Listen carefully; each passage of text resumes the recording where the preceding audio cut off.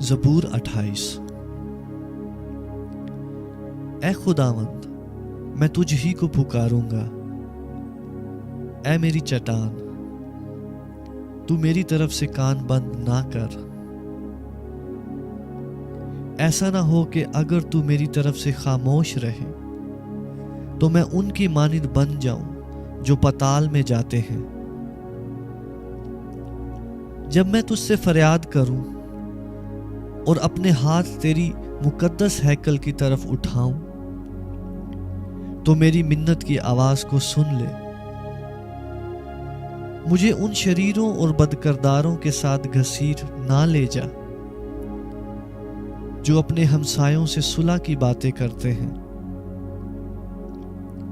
مگر ان کے دلوں میں بدی ہے۔